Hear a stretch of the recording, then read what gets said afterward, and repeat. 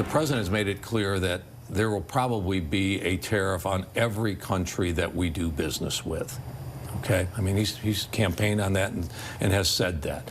I think what I would hope that Canadians would be striving for is to lay out all the things that Canada has, the capability, critical minerals, automotive, energy.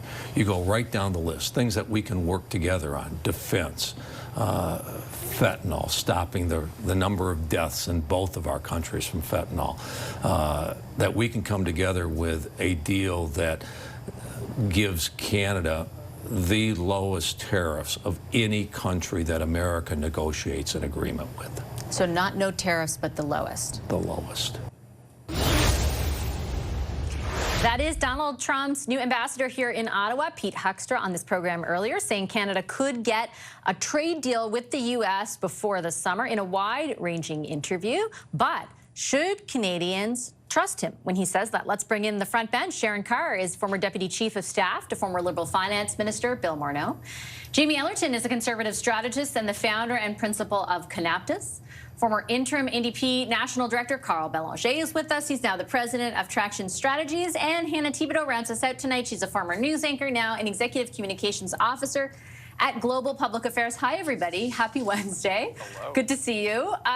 Jamie, I'm going to start with you. And I wonder what you take from, I guess for me, the biggest news out of the trade conversation, the trade portion of the conversation was not only that some sort of deal could be arrived at, but conclusively it won't be a no tariff deal. That maybe we can get the quote unquote lowest tariffs, but it won't be a no tariff deal, which kind of reframes, which we knew, but not in so many specific terms, reframes the potential economic relationship between our two countries, I would think. Yeah, I think the biggest thing that stood out for me is just how much of a professional Ambassador Hoekstra is. He's clearly did his homework. He's confident. He's very personable and charming. I have no doubt he'll be popular in Ottawa and not have issues making friends. And I think perhaps the best thing we could hope to get out of a U.S. ambassador is a direct line into the White House to actually translate on a day-by-day basis what is going on in the president's head and how directives that come out of it are translating through not only the State Department, the Pentagon, but across the U.S. government, and to how Canada can kind of frame whatever it is we need to do to create the best deal that is possible. I still think when you listen to what the ambassador has to say, he very much sounds like an older style Republican, which is a kind of Bayesian rationality and some principles and kind of someone you could do a deal with the way that we would expect to work between Canada and the United States. But the reality is we don't get that with President Trump. And I still think it's very much a wild card as to what this is going to be. And no matter what the ambassador says, we're one late night Truth Social post away from it all going out the window.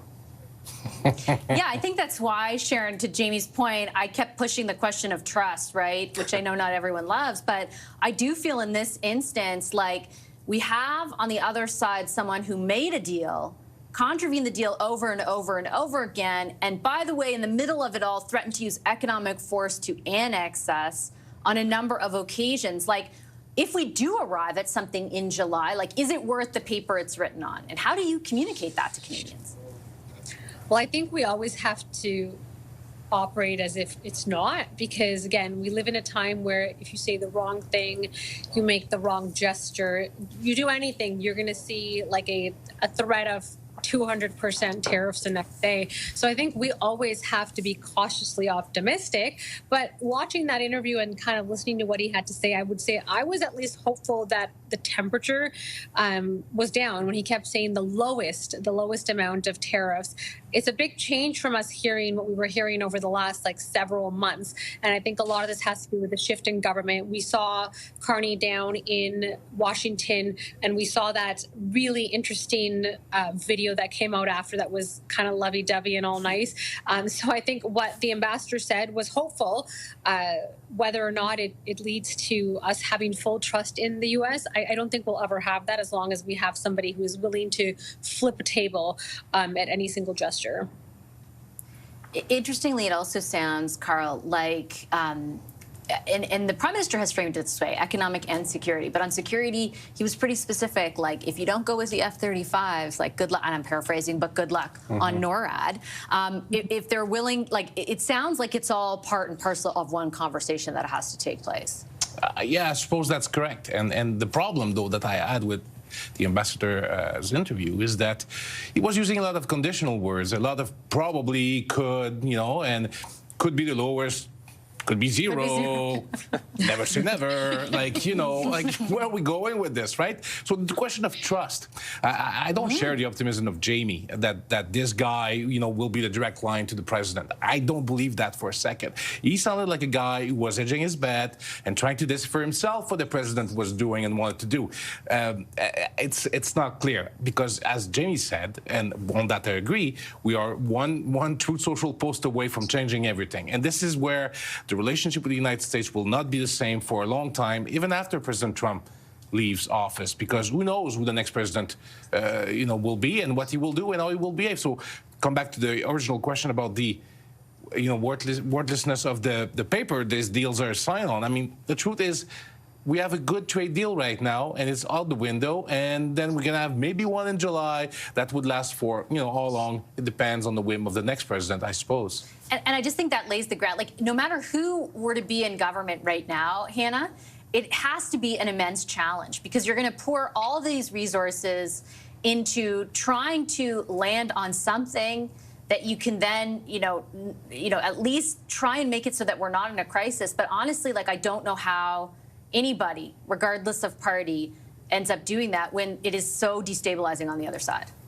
Get destabilizing, but also I agree with Carl when it comes to the ambassador and sort of disagree with Jamie that he's going to make a lot of friends in Ottawa. He's come in hot ever since he has taken over the role in Ottawa.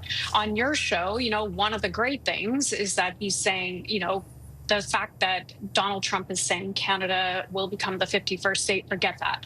That's done, that's over. That's a good thing. I like that. But he came in hot on a few other issues, and I'll mention on your program, the fact saying if we reevaluate this $19 billion contract on F-35s with Lockheed Martin, a U.S. company, then we may be at a NORAD. I feel that's a threat coming to Canada and not being able to make our own decisions. Also, when he came back on the 2% GDP, if you don't reach that, then guess what? You may be out of luck too. But there's also the Golden Dome issue, which you asked about on the top. And we have heard that there are discussions with Canada on this. And this could be where he's going when he's talking about things like the F-35s, like the 2% GDP. But he also said to Politico, I believe it was, coming in hot and saying, I don't understand why you're so frustrated and how dare you take our products off the shelves. I think Canadians don't have that trust. And that was a really good question. When you were asking him that, I'm like, yes, thank goodness you're asking that, because Canadians don't have that trust with the Americans right now.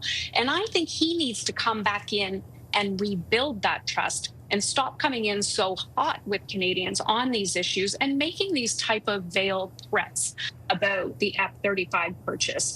Let us make our own decisions. And then when it comes to negotiating in the future, if there are things like the Golden Dome that he wants us to become a part of, I mean, that's a $175 billion project. And they say Canada has to pay its fair share. Where we're going to get the cash for that, I'm not 100% sure. But I did like when, and I'm going to end on a positive, I did like when he said things like, okay, we have to wait and see what happens in the throne speech, and that'll be our guide. So they are watching for those things from this government. But I think he needs to take a step back and realize that Canadians are extremely frustrated with how we've been treated by this administration. My sense, Jamie, is that he doesn't feel he needs to. That I think the Americans feel like they have the big stick here because of the size of their market. I know, obviously, we have a ton to bring to the table as well. But my sense is that he doesn't necessarily feel like he has to tone down the rhetoric of the president. He did to some degree, but overall, because of that relative difference, I also think, regardless of the issue of trust, which, as I pointed out, I believe is very important, like, we still have to go for it. I don't know what else we do. We're so, it is such an important market to us. It's going to take a long time to diversify, to build up our economy here. It's not something that's going to happen overnight. Like, we've got to try something, I would imagine. Yeah, this kind of also shows, I think, where Prime Minister Carney's government's in a really precarious position, because early on in the campaign, he said the relationship as we know it is over. And what is that new normal as we start to create that going forward? But on the other hand, everyone's clamoring for a deal, and it's no secret that there's a lot of economic interest at stake. The Trump administration seems to want to tie a lot more to a renegotiated USMCA NAFTA agreement that talks about other defense issues and the like. And I honestly don't think anyone in Ottawa really has a real strong sense as to what it is we're actually negotiating with and where the lines are getting drawn. Again, coming back to how unpredictable Donald Trump is. So I think with an U.S. ambassador, I think I frankly found his interview with you to be charming. When you kind of got into places where he was disagreeing rather than being disagreeable, he kind of just found a way to kind of tone it down a touch, even if on some of the substance he was very much delivering the Trump administration's line, which sounds alarming. And I think as having an ambassador like that in Ottawa, who is able to have conversations, difficult conversations, and maybe say things that Canadians aren't going to like, is going to be a breath of fresh air compared to the last Trump ambassador that came up here, which kind of left with a very kind of a prickly relationship with everyone she came in contact with. I've just got about 30 seconds left. Last word to you on that, Sharon. I should mention the minister who oversees the Canada-U.S. relationship, Dominic LeBlanc, is in Washington today, I believe, meeting with Howard Lutnick, which is something the ambassador told us, and then we later were able to confirm through the government. We didn't even know that that was the case. Yeah, I'll definitely say that we have to remember that dealing with the Trump administration is kind of like a choose your own adventure. If one day you want it to be aggressive, where it's like full elbows up, we're going to be a bull in the china shop, sure, there will be consequences to that. Or do we want to take the temperature down and let them say what they want to say and say that we're going to do these things, knowing that the end result will be different? And that was partially my experience dealing with the first Trump administration. And I think it's gone DEFCON 1 with this administration. I'm actually hopeful. I was actually hopeful listening to that interview because we all know that Trump only puts people that he trusts into positions, or people that are close to him into different positions. So I would think that he has some sort of line of sight directly into Trump and his inner circle.